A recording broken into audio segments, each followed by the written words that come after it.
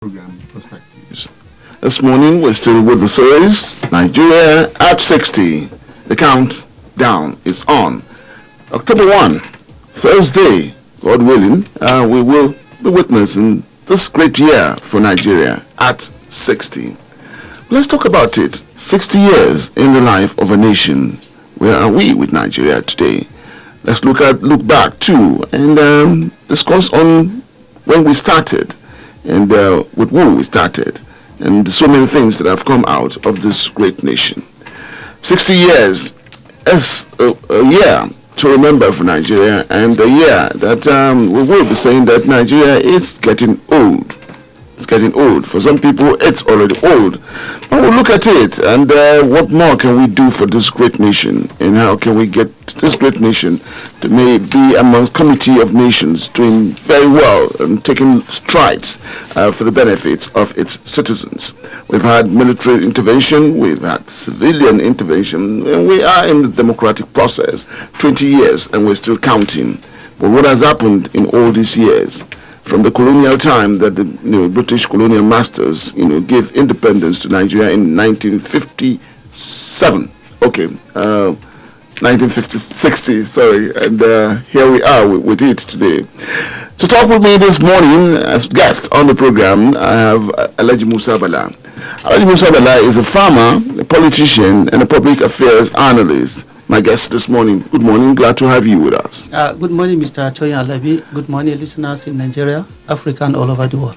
We're gearing up to see Nigeria at 60. Yeah. And, of course, for some people, it's big celebration, for us, whether at home, in the public, or wherever we find ourselves, to find Nigeria 60 years. And we'll still be counting after October 1. For you, Nigeria at 60, and there's so many things, that have happened in the life of this nation. For some people, Nigeria should not be where she is today. Nigeria should be amongst Committee of Nations, doing so well in terms of national development, in terms of its citizens' well-being and welfare. But here we are, still with so many things that we can say that are not just in place for a nation that wants to, develop so well. What are your thoughts here? My thought is that Nigeria is young, not as many people assume that we are old. We are not old. We are just 60 years. We are talking about the life of a nation, not the life of an individual. Liberia and Ethiopia are more than 100 years. They have never been colonized by anybody, and they are progressing. So too, we are progressing despite some. Let me call it pocket of problems here and there. They really militate to our development, no doubt that. But that doesn't mean that we are not moving forward. We are moving forward. And with the crisis at hand, I think that should serve as a good lesson for us to change where necessary and adjust where necessary and forget about so many things where necessary. That's all about learning. When you learn, you accept, you reject, and you adjust. And we're doing that in Nigeria, and we're moving forward.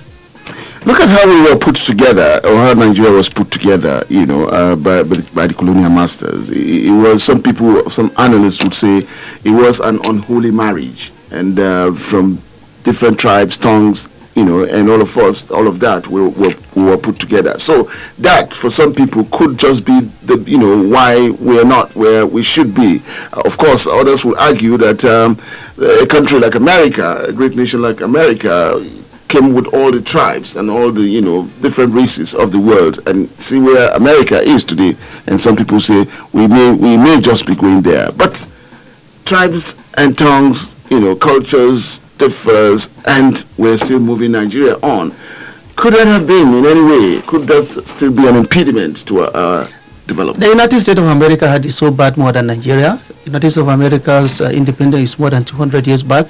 But as I'm talking to you now, we've recently saw rallies, demonstration killings, burning all in the name of Black Lives Matters.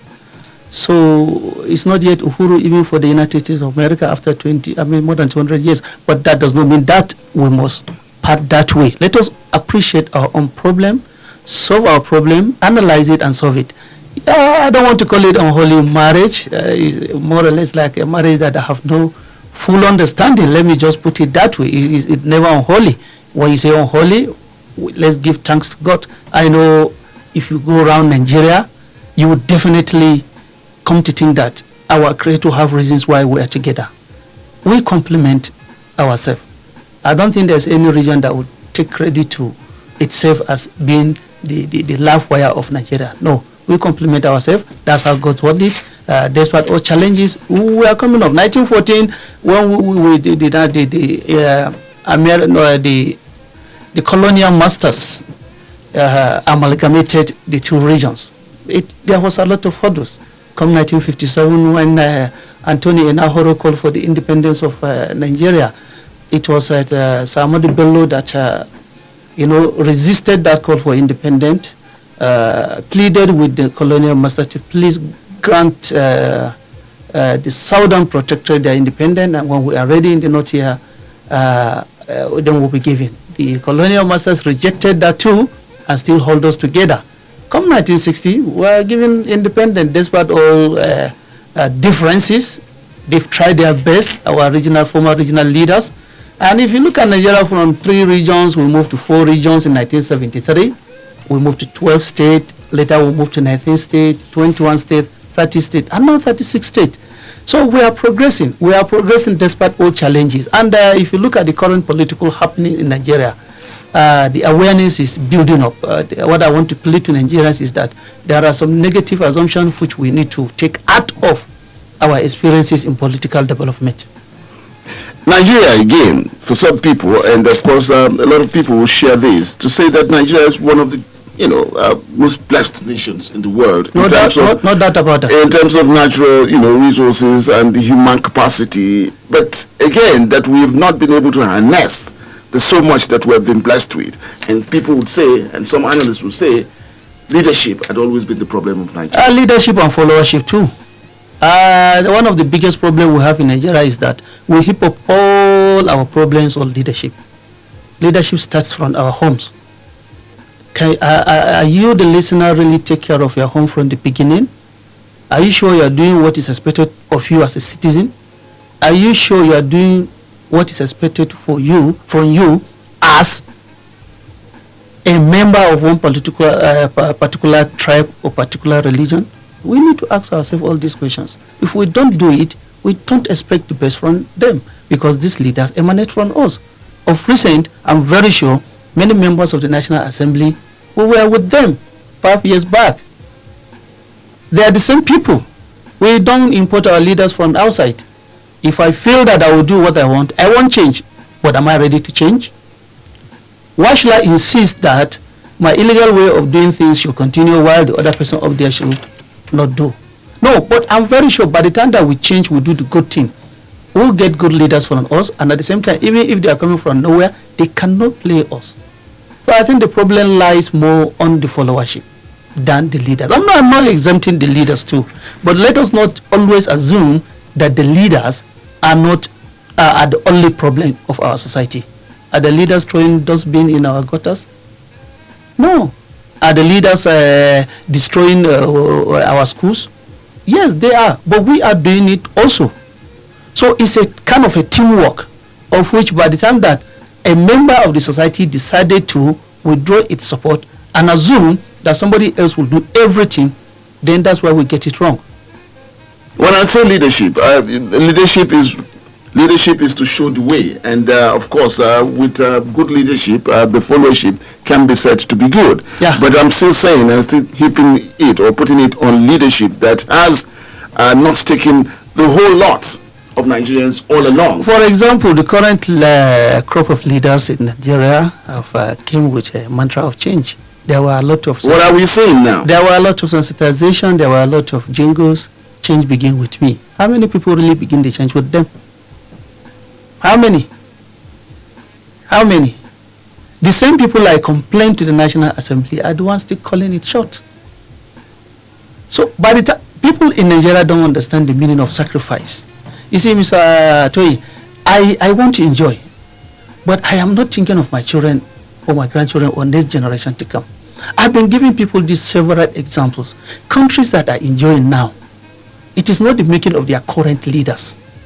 If their previous leaders behaved the way Nigerian leaders behave, they wouldn't have been in this situation. I was arguing with a colleague when he was bragging, saying that Boris Johnson, when he was infected with COVID-19, he was treated in home hospital in UK. I said, true. That's very true. When he finished asking the question, is that hospital built by Boris Johnson? If the previous leaders then did not build the hospital, will you think Boris Johnson will have the privilege to go to that hospital? It's not going to be possible. So what we are saying is that by the time that we miss something, let us agree we miss it. You can miss something for a day and the damage can last for 10 years. So we have a lot of challenges from military government to civilian government and so many. I've always said, Mr. Atoya Labi, when we were growing in 1999, we are almost half population of Nigeria. Almost half. We are not more than 110 million then. We were blessed with plenty industries in Nigeria then. And when the civilians started their third round of leadership in 1999, what happened? The same time God blessed us with money.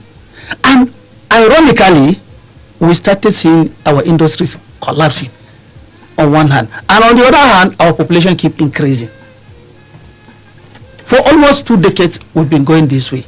And we want things to work for us. No, we have to pay for the price of that lost time when our leaders then decided to embark on policies that is not sustainable for Nigeria. And that is why in deep problem.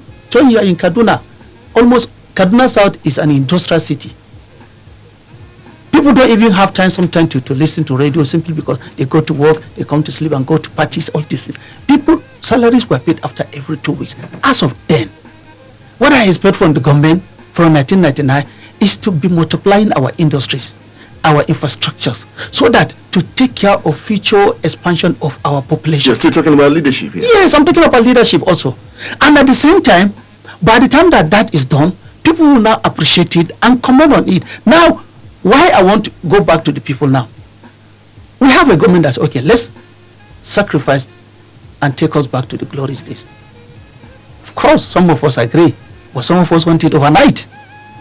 We don't want to cooperate with our leaders at various levels to ensure that we progress or re-engineer the society for betterment.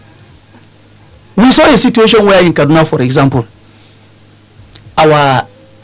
in fact, I remember when Kaduna Refinery was built, that was 1977, 78, 79, early 79, 80s. KRPC vehicles used to station themselves around Leventis roundabout to look for workers. People that work with Chioda, that is the company that built KRPC, were automatically, even without primary school, employed by NNPC then to continue with the job. Is it the same now? That company have been destroyed over time. All the companies have been destroyed over time. And the more we are destroying these our industries, the more we are giving birth to more and more people. They need to feed. They need to take care of themselves. But we have to sensitize the public. It is the media, analysts, tell them that, look, there was a problem there. And the only way we can get out of this problem is to ensure that we start doing it all together, and that is sacrifice. When I was coming to this studio, when I was climbing after stadium, I climbed the bridge. I just thought, look, this bridge is almost 50 years old. What our plan to ensure that we will demolish this bridge and rely on other ones? Of recent, we've started seeing the springing up of other bridges. But the issue is that, are we as people really doing what we're supposed to do to get things done? It's not yet Uhuru. Yes, and again, 60 years as we're counting down. And of course, this bond, some people would say this bond of a nation is still not there with us. Yeah. And that, creates its own problems, that we're still suspicious of each other. Yes. And that leadership creates suspicion and, further, tear us apart. Yeah. Here again. So for a growing nation, for a country that wants to be there, get to the top there, with this suspicion, how can they, we have to do away with the suspicions. I'm of the opinion, as many people are calling, the arrangements seem a bit faulty. So why don't we try another arrangement like regionalism system of government or a confederal system of government? You're calling for a restructuring now? No, we always, Mr. Toyalabi, we are always restructuring Nigeria every day. I've just told you, we've emanated from 3 regions to 4 regions, that's restructuring. From 3 regions to 12 states, that's restructuring. From 12 states to 19 states, restructuring. To 21 states, restructuring. To 30, restructuring. To 40, restructuring. States are now waxing stronger. We have seen where states are resisting federal government policies. That is restructuring. We have seen some states, trying to stand on their own, even without the federal government intervention. That's restructuring. Kaduna State is doing a lot to ensure that they even pay salary and do other things without federal government intervention. That's restructuring. By the time that you say, okay, we don't want this, restructuring have more than 1,000 meaning. And we keep doing it. In my house, I always restructure. But I'm very sure in your house, you do restructure too, always. By the time that the member of your family increase, you restructure. And by the time that some of them start, leaving you, some of them, they are now, they've grown up, finished university, they started working, some of them get married, you restructure. You don't buy the food you usually buy when they were in secondary school, you reduce it. So we are always restructuring. The people were just calling for restructuring without telling us exactly what they want us to do. Every day we restructure. We restructure CSE laws, or these KAMA laws. We change laws every day. That's restructuring. We build a lot of structure. That's restructuring. We demolish some. That's restructuring. As I explained to you, there are more than 1,000. This your studio. You restructure your studio of recent. That's not how it is before. It was before. Am I right? We're following. So we're restructuring every day. So I'm calling for, okay, can we try the regional system of yes, you're telling us to go back, or try. We had that system. Well, we called it the. But the issue, the problem is that I want us to try it. But people that are calling it, please, we should equally be mindful of what will follow after we now decided to go back to regional system of government.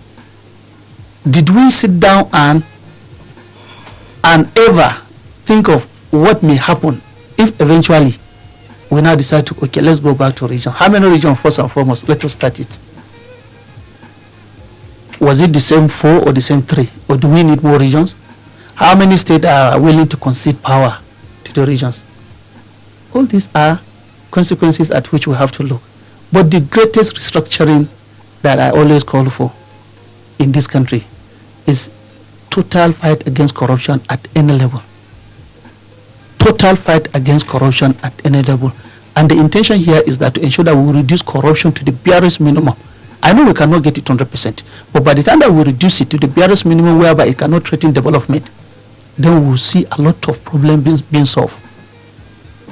But so long I, Musa Bala, decided to protect a corrupt official due to some of my personal reason, or another person out there decided to protect another corrupt official because of his or her personal reasons, we get the problem, the problem get multiplied by this. So we have to restructure our mind, restructure ourselves, fight corruption, then we move forward. And then where does that start? It starts with you and me. I'm coming back to leadership. Yes, it starts with that leadership. If our leaders know very well that we are determined, they cannot dare us. Let's talk about this administration. When it came, about in 2015, it looked at some areas that it said that it would focus on, and of course get rid of corruption. Nigerians would be secured, and of course employment would be there for all.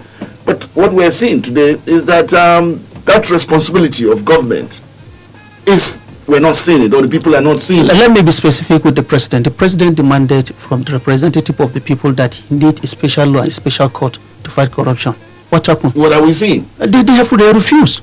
And the people who takes the blame? The people, of course. We have constitutional division of power. The president is out of it? Of course, yes. He already requested.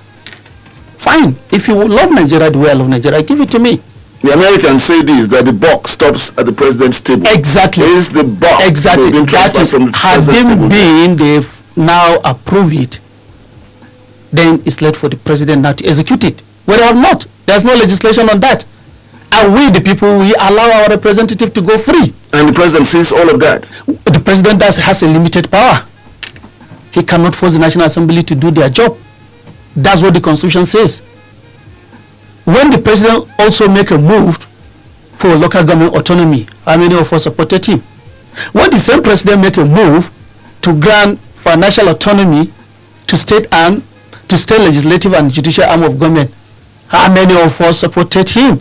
Governors went to You're court. not exonerating the president. I'm not. All of this. The president have done his part. This is a president that promised to respect the rule of law, and the rule of law says that all these arm of government are autonomous. He has submitted the demand to National Assembly. So National Assembly say no. So okay. What will he do? Do you want him to go and start taking? So, you're putting the blame on who now? Everybody. I had one of your guests the other day, Mahdi, when he was answering a caller. Say, look, it's all about you too. It's not about leadership alone. It's all about you. It's all about leadership gives direction. That's yes, I'm telling you, we have a situation where the citizens do not help the government to do the right thing.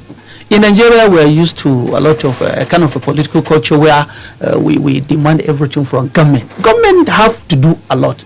True, there's no two ways about it. But the citizens too have to do a lot. Most especially when the government try to sensitize you that, look, you have a role to play. Or you're not playing a role. I'm just giving you an example now. This demand for this special court is now almost 4 years. What do you want the president to do? In his own policy, he has been doing a lot. This is a president, when he came, he collected a nation that due to grand corruption, salary was even not guaranteed. Remember, when he came in, he stabilized salary, he gave state government bailout, he gave state government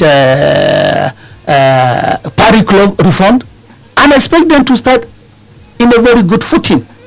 If it is not good policy making and good management of resources, do you think we can escape this pandemic of coronavirus, where at the same time we have almost total collapse?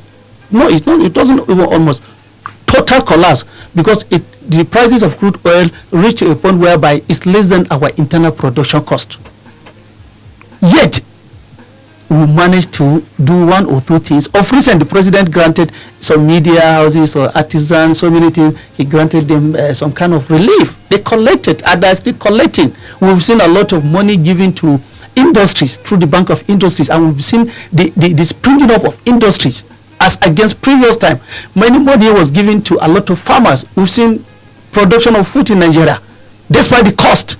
But we are moving on because we are coming out from decades of negligence, and we are springing up. It is not going to be like you stitch up this light and a pam. No. It has to take time, but we are on track. Alain Musa, you are aware of UNICEF's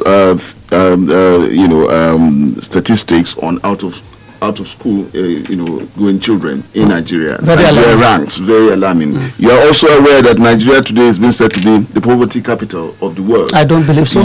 You are also maybe aware that Nigeria is also rated about third, in the countries, terrorist countries, as would be seen. Yeah. So in all of this, and Nigeria today, again, by the financial institutions, Nigeria is a borrowing nation that leaves the lives of its people or posterity in danger because of its borrowing. Yeah. All of that, these are indicators that so many things are just going wrong with this country. And of course, we'll come back to leadership again. You would expect leadership to take us out of these doldrums. Exactly. But some people are saying we're going into a hole, and you can't jump out of a deep hole with one leap. So when we say all of that, again, I say come back to leadership. Yeah. What is leadership doing about it? Let me remind you that I once asked one of your guests here, who was once a presidential aspirant. I asked him a question. He tactfully, debated. I said, "Sir, assume you won the presidency, and after winning, Nigeria is a mono economy where we depend solely on oil, about 95% our income. As soon as you came to office, the price of crude oil crashed, and you are not even able to export what was given to you due to insecurity. And you have heap of demands waiting for you. What will you do? That's about the borrowing. That's nothing wrong about borrowing. Nothing. But there are a lot wrong about how you spend your borrowing. Are we borrowing to pay salary? No. Are we borrowing to buy cars for government officials? No. Are we borrowing to celebrate birthday party in the United Kingdom? No. Are we borrowing to also pay allowances of workers? No. We are borrowing to put in place those infrastructures that previous administration refused to put for the betterment of Nigeria. We have so much about second Niger bridge. Ended up in paper. Today we are seeing in reality. Talk about rail line. Talk about bridges, roads. Talk about industries springing up on daily basis in Nigeria. The modular refineries are there. Rice processing mills are there. The motor rice processing mill in Lagos. Do you know the capacity? The biggest in Africa and one of the biggest in the world. In Lagos alone, it will employ 250,000 workers alone. And the value chain is so wide that more than 5 million people or 10 million people will be employed. The value chain is so huge that you cannot even quantify the number of employment it will create. Look at our schools. Look at our roads. We've been having a lot of development, but people don't seem to understand that there is development because they are not seeing money or because the immediate road in their community is not being constructed. I agree, but this thing will take not less than 3 decades for us to find ourselves where we need to find ourselves. It cannot be overnight. How can you expect the destruction of 2 decades to be finished or 4 decades to be finished in just a few years? It's not possible. Nobody can do that. No matter how much you get, nobody can do that. For example, now a lot of people are complaining of negligence of this part of the state. Look at the construction in this station roundabout to mobile barrack. When the country was getting much money, did we do that? We didn't do it. Now that we have less money and more population, we are trying to do it. We cannot be developing our community and at the same time having money in our pockets. And I do appreciate that people are suffering. I really sympathize with people, but there's nobody that is not getting it tough these days. But that is part of the transition which we have to face for us to get things done. If I'm used to celebrating my birthday in Dubai, I cannot even do it now in Nigeria. Many event centers there in Nigeria were even as costly as 1.2 million naira. How can you make the people understand that in this opulence that we see, that Nigeria has and is being displayed by individuals, there are still abject poverty? It's true. Poverty capital of the world. Nigeria will be linked to that too. I don't want to believe that Nigeria is the capital. No. There's no statistic. People just India was there at one time, but India has got getting out of it. By what variables did you now consider Nigeria as the poverty capital of the world? It doesn't make sense. By what you see, by seeing the people, by how much it takes. Records need to be backed up with facts. India have one of the worst slums than Nigeria ever. Sometimes when you don't travel, you find it difficult to analyze issue. I make it my responsibility to at least, can I travel to all states of the Federation? I try my best to do that, and I did it. I have record that I've gone to at least more than 560 local governments in Nigeria to know what is obtainable. I can travel to many African countries by road. It's not a magic. Anybody can do that. Anybody can do that just to assess the situation on ground. Anybody can't do that, Mr. Well, majority people can do that.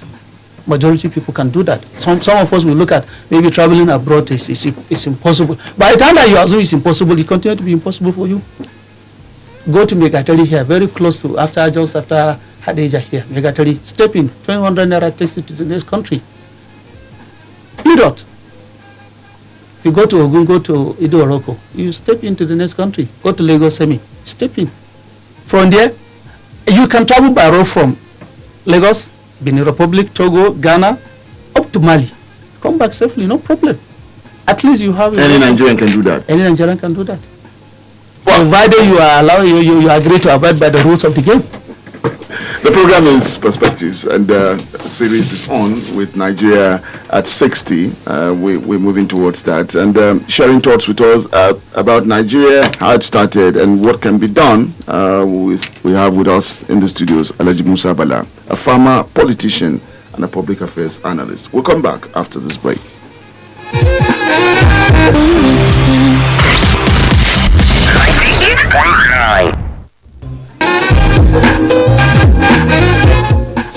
Welcome back. It's the program Perspectives this morning, and we're still with the series of Nigeria at 60.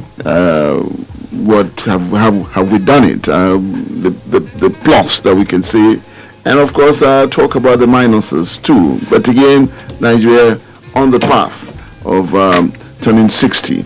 And your contribution would be required here. My guest this morning again, farmer, politician, and public affairs analyst, Musa Bala. I want to take on politician in you and again, because so many people would say the problem of Nigeria today may be seen with what politicians have done.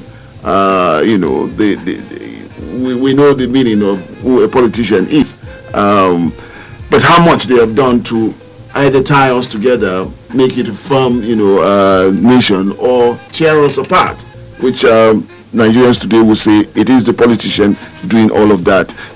Can we, as a nation, look at politics in a different way? Because the suspicion and the abuse, the hate that we see springing out now is also can also be put at the doorstep of the politician. That's very true. That's very true. I think if there's any way in life in Nigeria today that the politicians have succeeded very well, I think it's the division of Nigerians along ethnic, religious, states, senatorial district. Even within the same local government, they can still go ahead and divide you that you are not from this ward, you are not from that ward. And the people give in to them.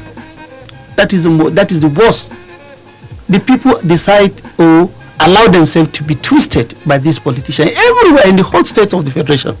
I don't want to exempt any state. That's one of the biggest problems that is confronting us today. So the only solution, as far as I'm concerned, left for me is for the people to take their destiny into their hand. As I always said, I still believe that the people can change this country. Yesterday I attended a community meeting near my community. I was bold to tell them, look, prove to this government that you can do things for yourself. This government can come and help you.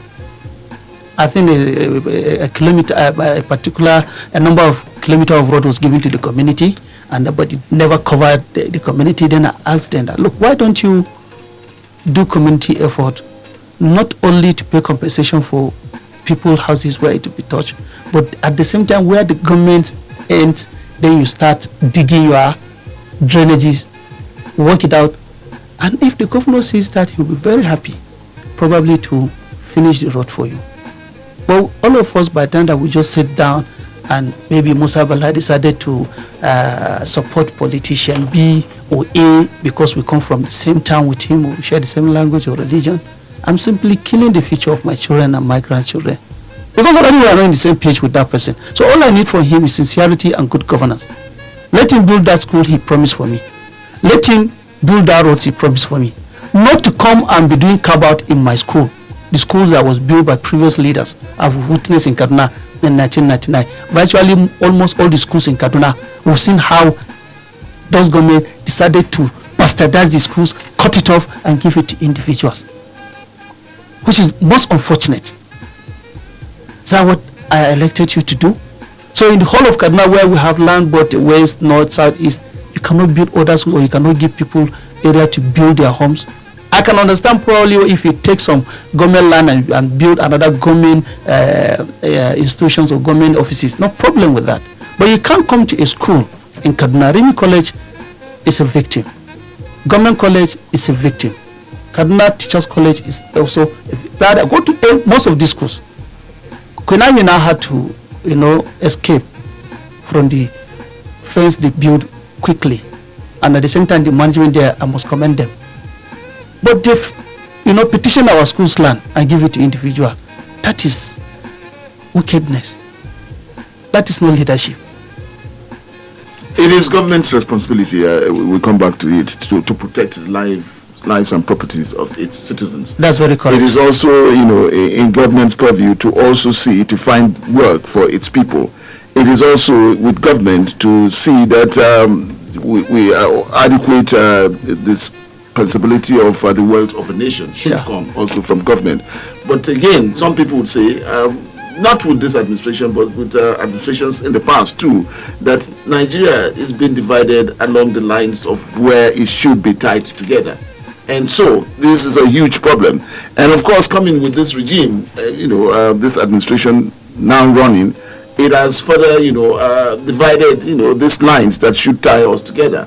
And so when people say that the insecurity that we see today, never seen the type before, and again we'll talk about the unemployment that we see in our country, never have seen the type. And in all areas where you expect that the government should be firm and be taking control, these are areas that government has just let off its hand, or the people are on their own now. We have a lot of challenges, as I explained from the beginning. This government inherited a lot of problems, and the expectation of the citizens is the solving of this problem within a twinkle of an eye, which is not possible. In terms of employment, we have this psychology in Nigeria that until you are sitting in an office and be given salary even without doing anything, then you are employed. I've explained how government disburse money to many industries. I cannot build industry, for example, and employ only my family. I employ a lot of people. This money gave a lot of money to farmers. We are underestimating farming. I don't blame some of our youths because we don't teach them the concept of farming from the beginning. I don't blame them. Most of them, people that are 30, 35 years old, all they know is to grow up and go to office, make money because they've seen their parents or their relations are making money in government offices. Then we are changing from that. Definitely all these kind of problems will come. I've seen somebody who finished university for the past 10 years. Up to this moment, there's no work because he wants to get to office. A lot of the employment that this government generated in the agri and mining sector is unquantifiable. But sometimes either the media and our analysts are not looking at it that way. They always give it a blind eye. They don't talk about it. That's the blue collar job. They prefer them to the white collar job. The president never, all his time in office, never sacked one worker because there's no money in Nigeria, but rather he keep employing almost every year. So he has done a lot when it comes to creation of employment. On the area of security too, there are a lot of challenges. But if you look at some of the security here, it requires public participation to solve them. It requires public intelligence to solve them. So this administration, maybe by the time that it will soon go, I've been praying for it, successful exit, and we will realize that yes, whether the government is good or not. But as far as Musa Bala is concerned, the government have tried very well. Expectation is so high, that is unrealistic, and people need to participate in all aspects to get things done. If people had given that participatory part of their life, things would have been better by now. Expectations too high. Too high. And so unrealistic. Absolutely. But again, this was what the people heard. It will take time. All it of will these take were time. promised to the people. Yes, the promise has been fulfilled. He never said that. Look, like for example, the president never says, when I come there will never be a corrupt person in my government. He never promised that. He never promised, for example, that he will end corruption. Rather, he promised he will fight corruption. And the president agreed that stealing money is corruption. And he's fighting corruption to the best of his ability. But me and you and other people, when I say me and you, doesn't mean specifically you or me. We still shield or cover these corrupt people. In fact, to the extent that some of us even expect them. A lot of revelation. A lot of revelation by previous leaders on how this country was started. We've had a vice president of this country explaining to us that they have given contract and they pay 100% upfront. Nothing was done. Nobody is being held responsible. How can a country develop in this kind of approach? We should appreciate where we are coming from. Then we should know what to do now and solve our problem, coupled with increase in population. Program is Perspective. Now we come to you, the people. Talk to us on these numbers: 081 40,989, 081 40,989, or 070 87 800 989. 070 87 800 989. Nigeria counting down to 60, and we'll still be counting after that. What your thoughts about Nigeria, where we are today, what we have not done well, and of course how to also improve our national growth. Hello, good morning. Good morning, sir. Good morning. Good morning to your guests. Good morning. I was calling you from Alali Kaduna. Pius, let's hear you. Thank you. I would like to ask you a question. Yes, you have spoken very well, but I would like to ask you some questions. The first one, do you think that this government has unite Nigeria more than the previous government? If yes, please, what are those factors that they put in place that is uniting Nigeria now more than the previous government? And if no, what are those factors that they do not put in place that is now dividing the country? I would like him to respond on that. That is not the end. Secondly, do you think that this government is fighting corruption or recovering looted funds? And if you think this government is fighting corruption, please, what are those things that they put at the grassroots which are going to checkmate people that are corrupt, that are on institution to the top? Okay. I would like to know. All right, Pius. Only. Pius, yeah, you just we'll see how somebody call us there. Let me quickly answer him. This government have done a lot to unite this country. For example, there's no state of the federation that the president have never appointed a minister from, and this government ensured that all federal government infrastructures are spread all over the country. We've seen the second Niger bridge, we've seen the Lagos-Ibadan double rail gauge initiated, designed, implemented by this government. And when you talk about fighting corruption, definitely this government is fighting corruption. We see the grassroots, we've seen the IPPIs, how people are resisting it, we've seen the BBN, we've seen the KAMA. All these are issues of fighting corruption. And it will definitely this is the only government in the history of Nigeria that succeeded in taking former governors behind bars. We've seen how people were returning money. We have seen how people were hiding money elsewhere. We have seen many people that ran away and they cannot come back because of the fight against corruption.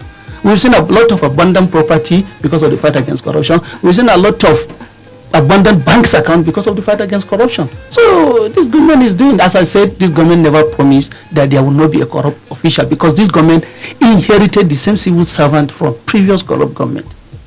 They've never sacked one person just simply because they want to fight corruption. Just ensure that there's fairness.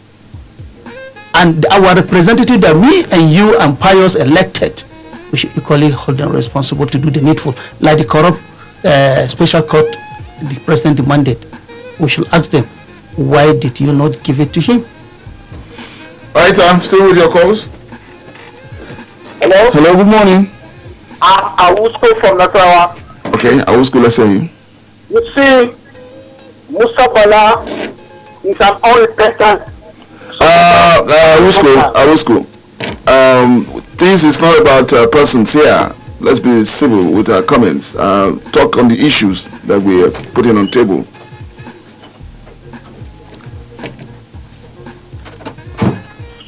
Hello, good morning. Good morning, Mr. Chairman. Good morning. You're answering to Emmanuel. Emmanuel. Yeah, you see, I want to disagree with your guest when you say our democracy is still young. A child that is about to reach 60 years is not a young person. It's not a small boy. You have to have achieved one or two things. If Nigeria, we are about to celebrate 60 years of our day, and we are still having bad things on ground. Despite the fact they still carry our money fixed to foreign land, they will move that land and allow ours to be in shambles, and we say we are celebrating.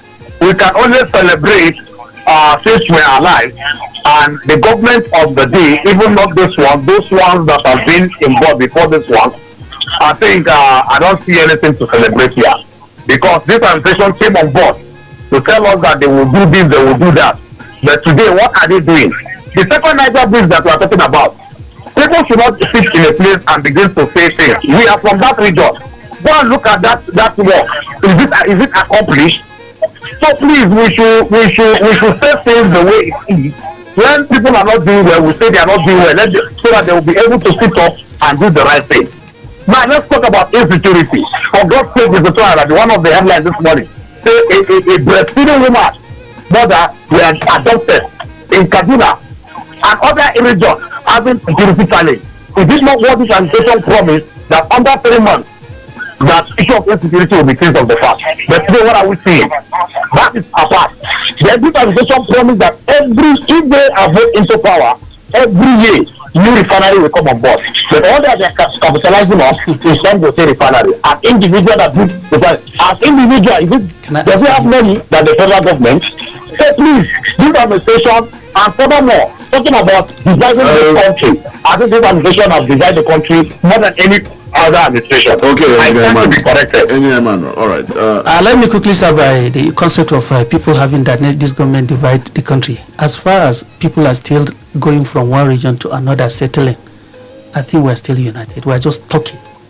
And on the issue of refineries, this government never said that they must build refinery with government money. Dangote refinery is 650,000 barrels of capacity, more than the entire government refinery put together. And there are other modular refineries, that are Ezekiel refinery and the Prime refinery, that are coming on board soon. Niger Bridge, I was there personally. I don't talk out of social media something. I don't just sit down and talk. I've told you there's no state capital of federation I've not been to, more than 500 local government. I have a video I did at Second Niger Bridge. I have a video I did at this AKK gas, and so many things. And my president is doing a lot to ensure that. Yes. Your president. Our president. When I say my president, okay, let me change it the way you want it. Our president. But when I say my president, doesn't mean that he's my president alone. No, he's the president of Nigeria and I'm a Nigerian. That's why I say, okay, my president. Okay, our president is doing a lot to ensure that he's fighting corruption. He's the only president that went to the United Kingdom and told them to their face, bring back our money. We don't need any apology from you. And he has been having problem with them, with the United States of America and with the UK. That is why the relationship is so sour. If you look at it, since he realized that they are the custodian of our looted funds, now he decided to embrace China for all this our development and other European countries. If you look at the same time, you look at the claim by the United States of America now that they will issue visa ban to politicians that happen to be found guilty of rigging election. Rigging election is criminal act by our Nigerian law. But when the need arise properly, they were not doing it. Their former ambassador to Nigeria, Campbell, explained to them that the past 3 presidential elections was rigged in favor of our president. Against our president. What did they do? And we had a situation where a former deputy Senate president in Nigeria, nobody asked him. He just confessed that he's tired, moving people that see him as a criminal because of the way they used to rig election in Nigeria. He explained how they pay INEC official, opposition, other parties representative and so many things to rig election. What did the Americans do that time? Nothing. So we don't need some people that sometimes have no business going out at the one celebrating about visa ban. Ban him. But why are you holding his money? Give us back the money. I don't care whether you ban somebody who has been stealing my money or has been rigging election. No, please block your way, block route of getting that money so that Nigeria will develop. And these corrupt officials, they're in every state. They are in every ethnic group. They are in every religion. So nobody should come and tell me that because he belongs to my side, I will look at him. No. We have to appreciate the little we have in our hands so that we move forward. May God continue to bless Nigeria with good leaders no matter where they come from, no matter their religion and no matter their tribe. And as I can say it categorically, Nigeria, despite all challenges, we are united. The president appointed members from every state of the federation. If you look at the service chiefs, 2 are from the north, 2 are from the south, as against previous administration that have all of them from the south. So it's a record. It's a record achieved, despite all complaints. And as I said, no state was neglected. God bless Nigeria, and we are young. I'm not talking about the life of an individual, I'm talking to the life of a nation. I've said America is 200 and something years old. Liberia and Ethiopia are more, in America, I'm sorry, in Africa, Ghana got independent before us. So we are young. The life of a nation, we are young, as a life of a nation. But as an individual, once you are 60, I know sometimes you cannot even talk, but your children will be talking. So we are young. Alhaji Musa Bala, thank you for coming on the program. My pleasure. Thank you. Well, that's about the size of perspectives today, and we'll still, have to talk about Nigeria at 60 with the series on. And so I have so many questions and so many comments I know, that the listener would want to come with. But they're still open. We're still talking about it. We will continue to talk about it until October 1, when the big celebration will be coming. So just stay with us, and we'll be sharing thoughts and ideas from different sides, and looking at different personalities to bring on the program to talk about Nigeria, where we are with it today, how we can get it better, how we can do it better. Once again, Alhaji Musa, thank you for coming on the program. Thank you very much. All right, Dashin, thank you for connecting us with the people. And Wisdom, thank you for putting us in the pictures. And Maranatha, too, thank you for joining us here. Good morning. Only